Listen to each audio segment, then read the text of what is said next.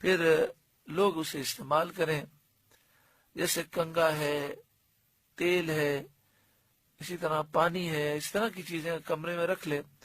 اور لوگ استعمال کریں، تو اعلیٰ حضرت امام اہل سنت اور صدر الشریعہ کے حکم کے مطابق لوگوں کی اس طرح کی خدمت کرنے سے انشاءاللہ حج مقبول ہوگا۔ فَإِنَّ خَيْرَ الزَّادِ التَّقْوَى، بہترین زاد راہ ہے، توشہ سفر ہے، وہ تقوی ہے۔ انسان کو چاہیے کہ جب وہ یہاں سے نکلے تو سچی پکی توبہ کر کے نکلے اور اپنے دل میں اللہ کا خوف پیدا کرے، کیونکہ اس سفر میں جہاں دیگر سامان کی ضرورت ہے، سب سے اہم چیز اس کے دل میں تقوی ہو۔ بعض لوگ یہاں سے توبہ نہیں کرتے اور کہتے ہیں حج کے بعد پھر گناہوں سے دور رہیں گے،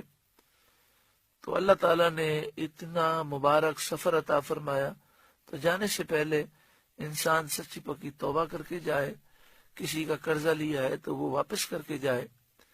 اگر واپس کرنے کی طاقت نہیں تو اس سے اجازت لے کر جائے۔ کسی کا مال ناجائز طریقے سے لیا ہے تو اسے واپس کرے، کسی پہ ظلم کیا ہے یا دیگر معاملات کیے ہیں، دل آزاری کی ہے، تو اس سے معافی مانگ کر اور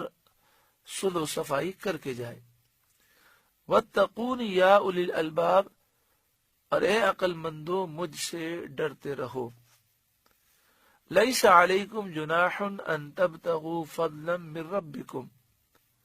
تم پر کچھ گناہ نہیں کہ اپنے رب کا فضل تلاش کرو۔ زمانے جاہلیت میں لوگوں کا خیال یہ تھا کہ جو شخص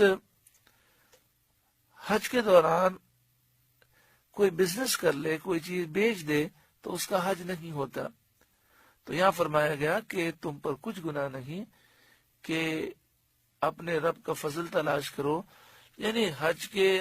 ارکان جو ہیں وہ صحیح طور پر ادا کیے جائیں اور ساتھ میں کوئی کاروبار کر لیا جائے تو کوئی حرج نہیں ہے۔ دو چیزیں ہوتی ہیں، ایک شخص حج کے لیے گیا اور ضمناً کاروبار کر لیا، اور ایک شخص گیا ہی کاروبار کے لیے اور ضمناً حج کر لیا۔ تو یوں نہیں ہونا چاہیے، بلکہ نیت ہو حج کی اور مقصد حج کرنا ہی ہو، مگر ضرورتاً کوئی چیز خرید لے یا کوئی چیز بیچ دے اور اس سے نفع کما لے تو اس میں کوئی حرج نہیں ہے۔ فَإِذَا أَفَضْتُم مِّنْ عَرَفَاتٍ، تو جب تم عرفات سے پلٹو، اللہ اکبر۔ قرآن مجید فرقان حمید وہ منظر ہمیں یاد دلا رہا ہے کہ جب میدان عرفات میں سورج ڈوب جاتا ہے، پھر حاجی میدان عرفات میں مغرب کی نماز ادا نہیں کرتا اور پھر وہ وہاں سے مزدلفہ جاتا ہے، اور مزدلفہ پہنچ کر مغرب اور عشاء کے وقت میں ادا کی جاتی ہے۔